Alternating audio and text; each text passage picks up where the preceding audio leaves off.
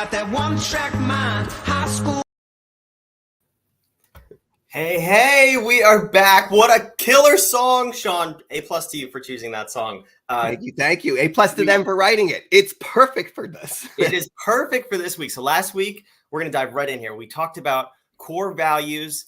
This week, I think just listening to the song, you can get a little bit of an idea of what we're talking about, but we are still in the core of your business. We are talking about mission. So last week, we had a lot of fun talking about core values. Yeah. I know mission is equally as important. There's nothing that's more or less important, but how do you feel about mission statements and companies, following their mission, creating a proper mission statement? Let's dive right in. Yeah. Okay. So today, well, let's give a tiny bit of context in case people weren't here last week. So both in the preview and in the room, we talked about the architecture, that there are 10 fundamental disciplines. Every business, anywhere, in any sector, size, shape, look, feel, every business, anytime there are human beings engaged in a value exchange, there is an architecture with 10 fundamental disciplines. You know them as things like traditionally called strategic planning, operations, process management, automation, human resources management, all right. You know the 10.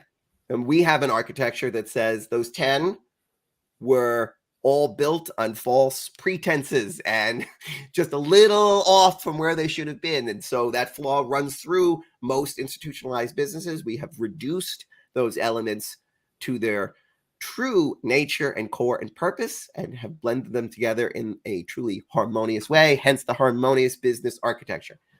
And so those elements, the first of which is navigation, you might know it as strategic planning. Navigation is core values, mission, and vision in that order.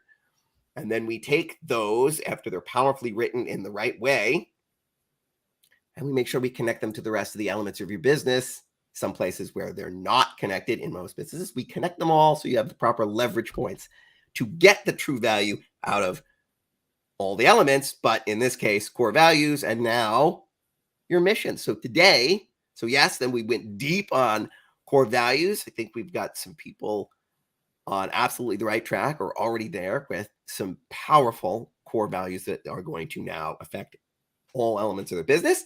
And today we're going to take those core values now that we know who we are and the inviolable rights by which we live, right? The things that are in alignment with who we are at our core. This is the kind of business I want. Now we know that. So now we're talking about our mission. So what is the reason you exist? And so Brandon, you asked me a question. I didn't forget it. Rare day. I'm on it. I'm excited about it. So mission, it is part of navigation is so key because we've seen it is very obvious when companies don't get this right. But so there's a lot of things here that could go wrong, but we'll talk about what do I love about it. What I love about the mission is because it keeps you on, there's two sides to this coin. We'll get heavy into this in the room. But your mission is why you exist. And so it has to be built for the end user. It is to serve this community, but written in a way that doesn't narrow you down too much in the ways in which you're going to do that. But a mission is inspiration and protection at the same time. So inside our harmonious business model, harmonious, the acronym, I is inspiration, that's leadership, and R, harmonious, yes, R is risk and protection, right? Risk and defense. It's rad when you get it right. Risk assessment and defense, yes. Yeah. Yeah. So risk is the other part of that, right? So a lighthouse is a beacon and it inspires you, it draws you to it. That's where you want to go. But it also is protection. If I'm going to go and work there, I need to make sure that you are demonstrating that mission all the time. Now I believe it, right? If I know that's your mission and I'm going to go work for you, I feel protected that you are going to not violate that. Now, the second you do, you have disgruntled workforce and you have all kinds of other problems. But as long as you're remaining who you are and you're not hypocritical in any way, a lot of power there then, and protect, because I feel protected. And if I'm an investor, I know what I'm investing in. I know where my money's safe because I know how you show up. AJ Donaldson is a great example from Epic. So Epic, we know what their core values are, and so this is it. We'll talk later about them, especially in the room. Okay, but so Epic of South Florida, their mission is to provide ongoing support for underserved students in today's evolving educational system. Sorry, I'm trying to do some of this from memory, right? But beautiful. I know exactly what he's doing. Ongoing support for students in today's evolving educational system, right? I know what that is. Not too narrow, very broad and inspiring. And because he demonstrates his core values all day, every day, I believe he is true to his mission. And therefore, I want to be a part of it. That's why I'm on all fairness, I'm on the board of directors. But why would I want to be part of that mission? Because I know what their core values are. I believe in them. There's an alignment there. I know who he is. So now I believe in his mission and the people he's surrounding himself with. And of course, and so I'm protected. Of course, I'll serve there. Of course, I'll help you. I know who you are and how you're going to show up in the world. And my reputation is attached to that now, and I'm safe to do that. So there's a protection and an inspiring part. And you got to get both sides of that coin right. Enormous value there.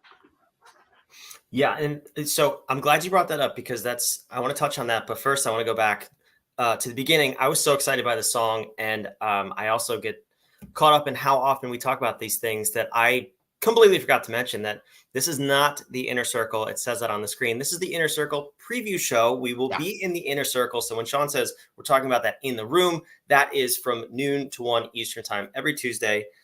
We go in, we dive into the whatever area we're talking about. So today is mission, as you can tell. So we will be diving in, creating mission statements, revising mission statements, and dissecting mission statements of big companies, just so you can see, what works and what doesn't work. But to touch back on what you just said with Epic, something I see a lot with particularly nonprofits, and I want to get your 2 cents on this because you've worked with both sides. Why is it that nonprofits and churches too, I think my church, I've mentioned this to you, has a phenomenal core, mission, vision, core values. Like they live it, they breathe it, everybody knows it. Same with nonprofits. I see that over and over and over. And then you go into a small business or even Fortune 500 companies, and it's like over there, right? Like, why do you think that is? And why is it so crucial for not only nonprofits and churches, but like everybody to focus on these 3 areas? So the answer is in the word nonprofit. So, which is a misnomer anyway, because they certainly do make profits. What are you talking about, right? But what they're trying to get at is we're not motivated by that. Yes, there's legal ramifications for the title nonprofit and writing taxes and all kinds of stuff. I'm not talking about that. I'm talking about why people hear nonprofit, taking the legal ramifications out of it, and why they're either inspired to work with a nonprofit or not. Because what they hear is they're really mission driven because they're saying profits aren't that. And I've seen plenty of businesses who seem like they have, or do have, not even seem, have a great purpose, great product, great initial mission, and get into the place where they start chasing profits. And then all of a sudden, because they somehow still think they're serving the same community, hey, everybody, guess what? We're selling surfboards to cats. Why? Okay. Why? I went to a conference and there's a guy there and he's so amazing. And he's got this product and it's surfboard for cats.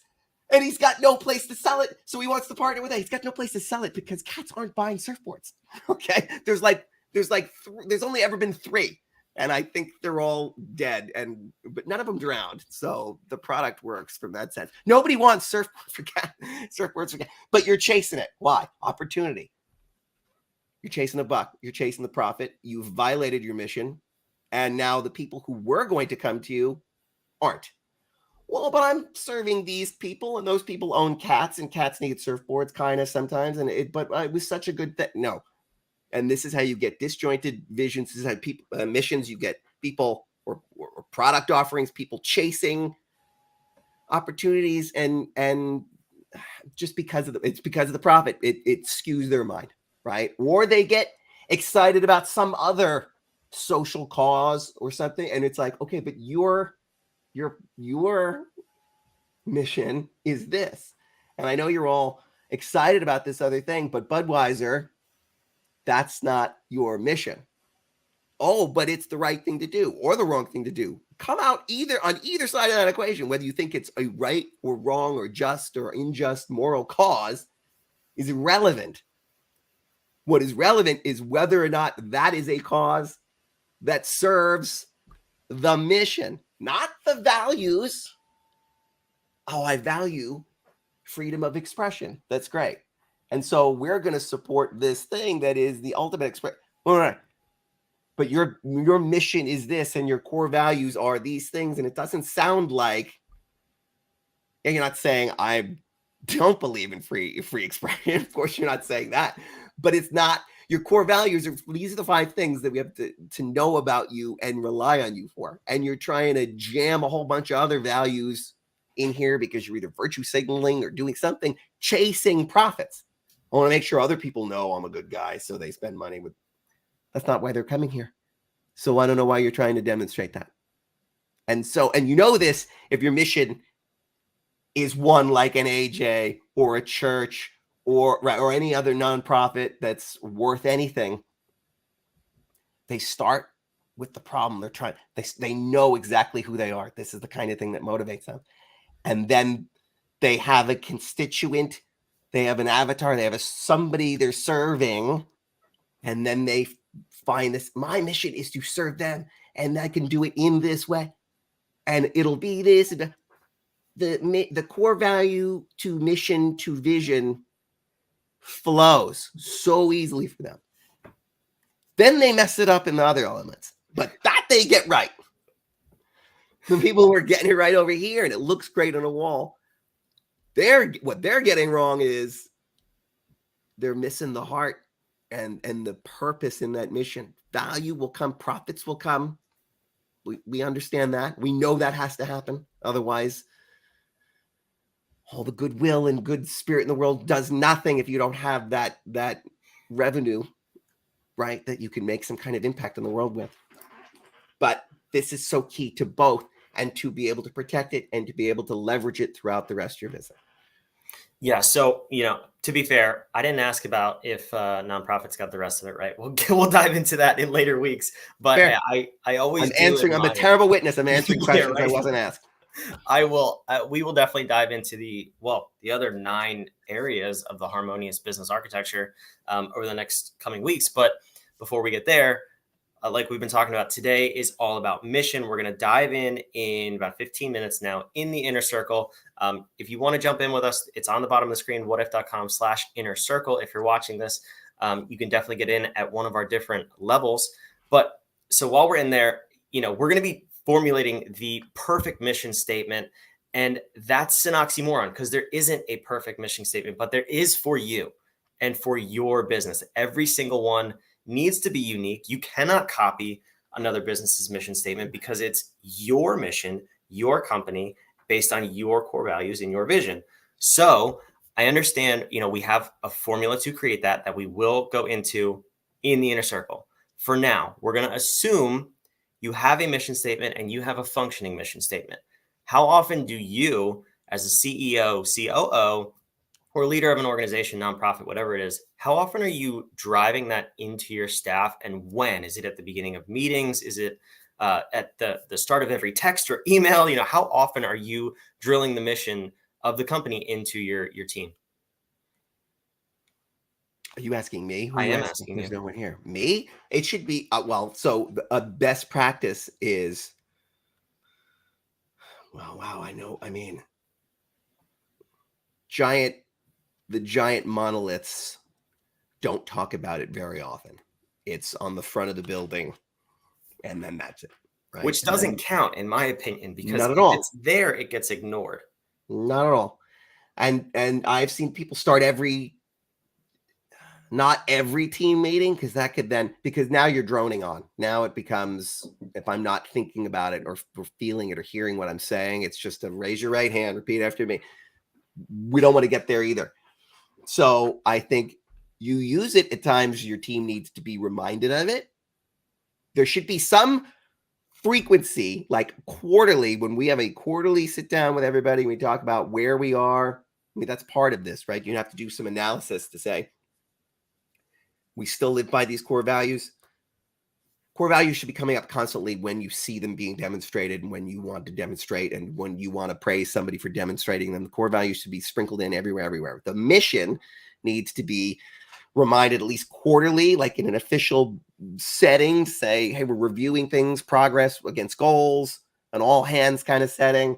Let's remind ourselves that this is the mission. It all should be coming up anytime you're doing any kind of strategic planning or thinking about the future. Anytime a big event happens in the world, say, we need to pivot.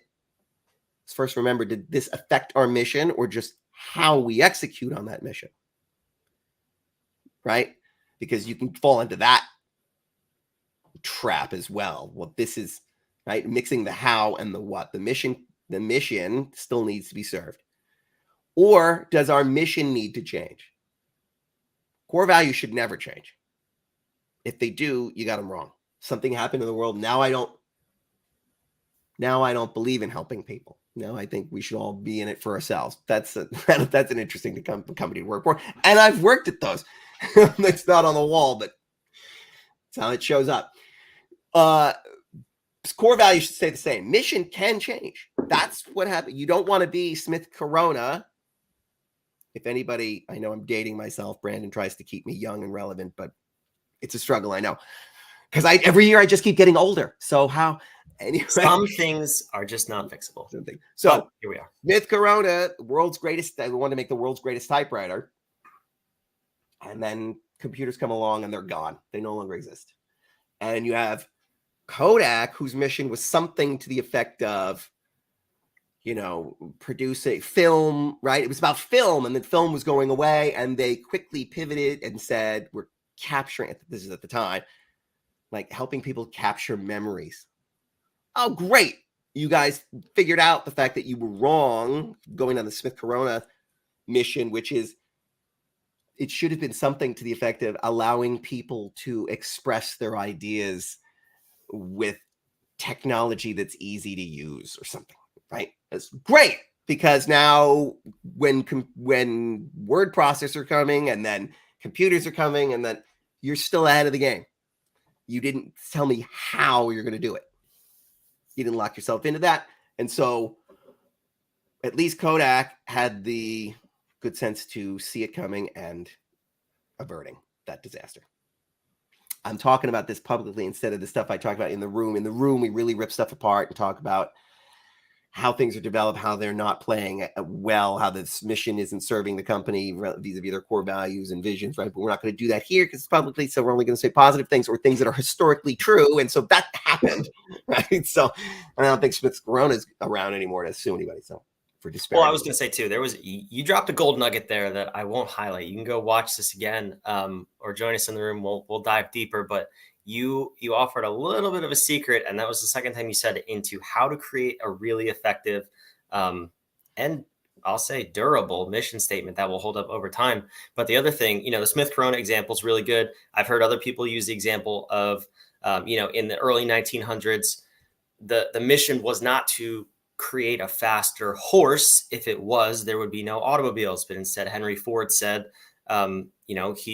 he had a totally different mission. He was going to revolutionize transportation as a whole, as an industry. So I think it's important to highlight the difference between, is your mission statement specific, like you said, or is it all encompassing of a true direction?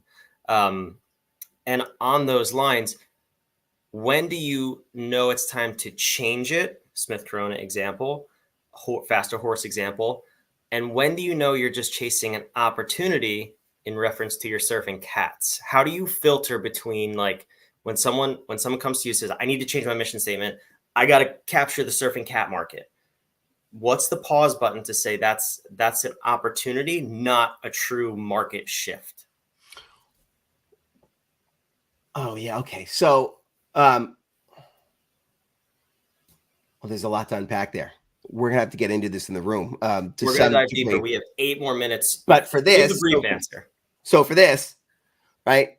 How do you know? Well, one is, so if it's going to impact, if you have one delivery system and that delivery system is in jeopardy, you must pivot now and you have to come back and say, are we trying to force a typewriter in a world where typewriters don't exist anymore?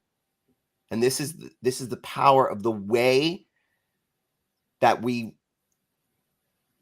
tackle a lot of problems with our model is we use the power of distillation back to the essence of what the thing is.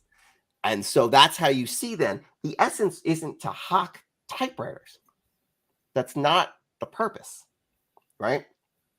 It's to better serve the problem, get back to what is the problem that we're trying to solve for and for whom. So has the market disappeared? Oh, we were helping, dodos find new nesting places. There are no more dodos. so was our mission only for dodos? Because we absolutely don't care about other birds. In fact, we kind of think they're filthy and we don't like them. I don't know. Are there dodo snobs? They're all extinct. Ha. So is it that we're serving birds really? And the need is still there, just that particular segmentation, because the audience might be defining themselves not as that thing anymore. So they still exist. They just are using different terms. So they're showing up in a different place.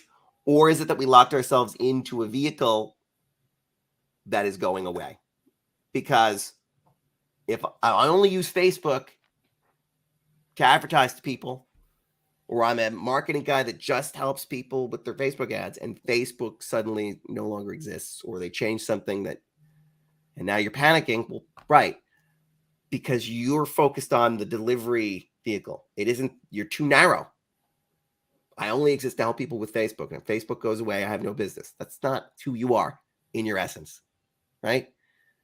And then you have to pivot. So is it a have to? No, neither my vehicle of delivery of service nor the marketplace for that service has been destroyed. So then this is an opportunity. Something is shifting. There's new ways that I see. Okay, that's different, right? AI coming out. There were a lot of people were saying, oh my God, this is going to destroy my business. No. Okay, so this is the problem. A new saw doesn't eliminate the carpenter. Oh, this is make it easy. It's democratizing the cutting of wood. I can't be a woodworker anymore because anybody can do it. No. It's another tool. Carpenters still exist because the need is still there. It's just a different tool. So you're missing the point if you think, well, what I do is I work this saw better than anybody. And now this saw is outdated. There's a better saw. I guess I'm screwed. No, it's another tool. Because you're looking at it from that lens of, are the people I'm serving, do they still identify as that marketplace? That's a messaging thing. Do they still have that need? That's a constituent need thing. But just the delivery tool is shifted. Fine. But if it's a brand new marketplace, then right now, I don't have to go. It's a way to expand what I'm doing that still serves my mission. Not just, guess what? People saw this. Cat surfing is taking off. I hear there's a competitive league that's starting out of Portugal. It's great. People are, they're going for it. This is going to be a big opportunity. Okay. But now you're chasing that because it still doesn't serve your mission. I know it's an opportunity. The guy, you met the guy who has the league. He gave you one of the surfing kittens. You're going to raise it. You're in. Start a different company. It's not a vertical. It's not a horizontal move to expand. It's not either of those things. This is you chasing a buck. Did I fully answer your question? Well, I know we have an order in which we're gonna tackle this in the room, but You did, and yeah, we're gonna give the flavor here. We're going to go deeper into it. We have a couple minutes to wrap up, so I want to highlight a few things, and then I'm going to bring up the slides again from last week, so you can just highlight where everything ties together and fits in with our architecture before we hop into the room.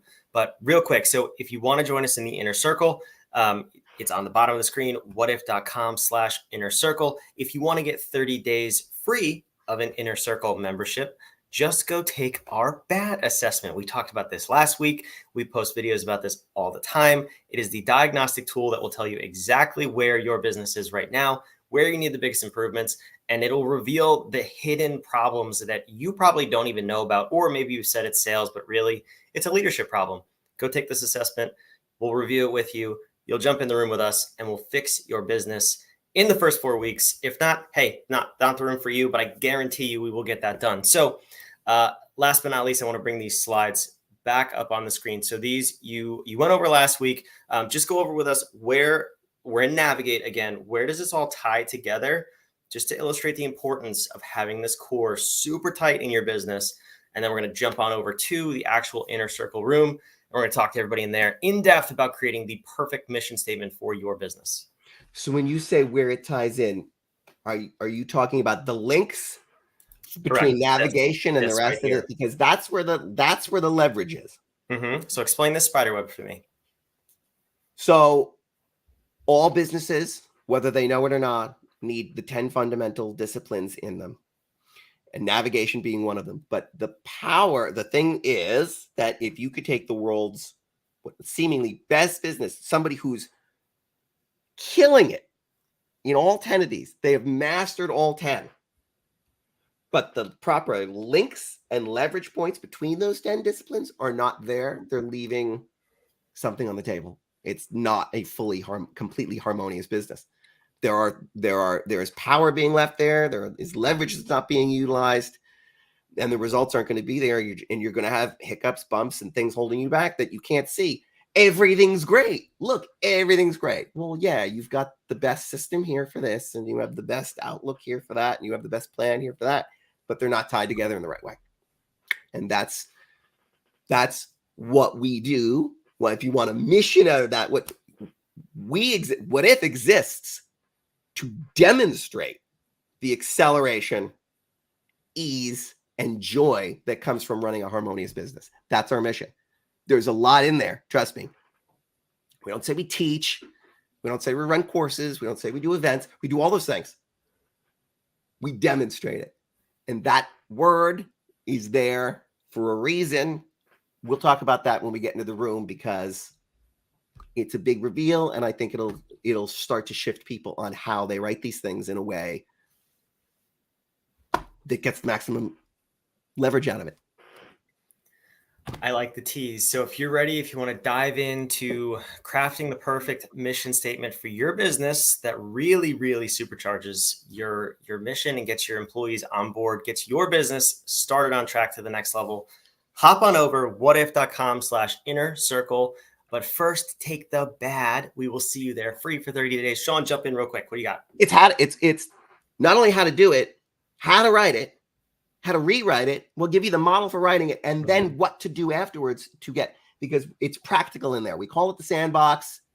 It's the what if inner circle, but we like refer to it. It's the room, the sandbox. We play in there, but with purpose, and it is practical, and you will get something out of it. See you there. That is right. We will see you there. Whatif.com/inner circle. We're hopping over next week. We're going to talk about vision on this preview call, and please join us in the inner circle. We'll see you next week.